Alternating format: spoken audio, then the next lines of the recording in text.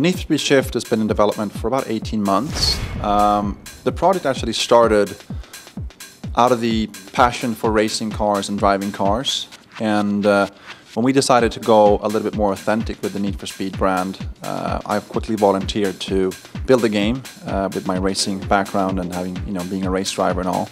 And I met with a team in London, the Slightly Mad Studios team, and they showed us a tech that we loved and that we figured we could build a pretty spectacular game based on. So we spent the first, good 6 months of development actually focusing on the core elements of a racing game, which is, how it feels to be in the car, how it feels to race and drive the car, and what happens to you when you crash, what happens to you when you brake, what happens to you when you take over or get taken over by other cars. When you play the game, that's the first thing you'll notice. Everything from the in-cockpit view to, head movement under braking or under crashing, or, camera blurring when you crash or when you go fast, so that you focus your eyesight on the road instead of on other things around you.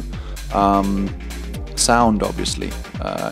AI that adapts to how you drive and that come back at you if you hit them, or that actually make mistakes, or they crash out, or they hit each other in front of you.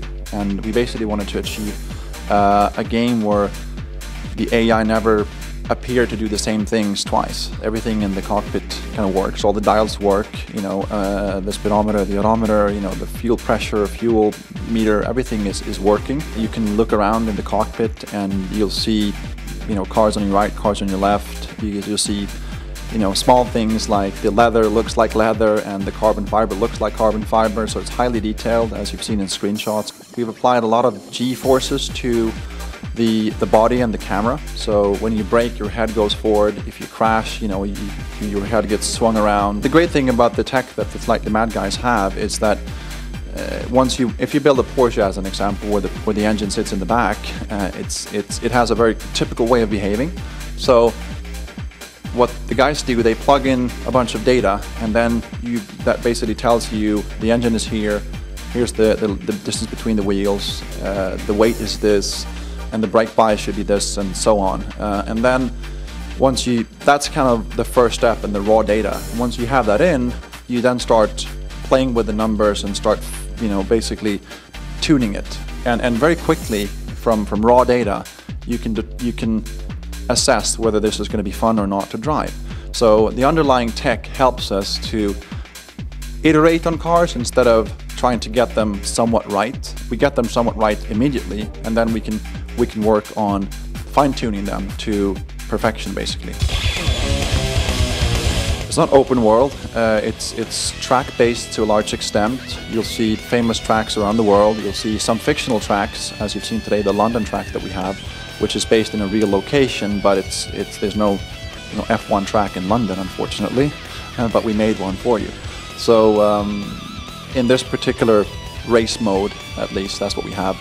We have other race modes that we can't talk about today, but they will be, different types that once you see them, you realize that this is actually more than just a track-based racing game. There's a pedigree to what a Need for Speed game should be. So, like, you want to have licensed cars.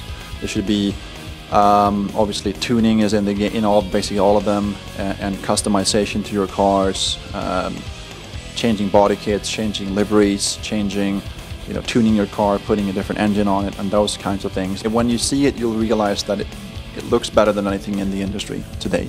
And then the second thing I think you notice is the driver experience and how different it actually is. It's actually hard to talk about it and not show it, but once you see that, I think that's what people are going to talk about.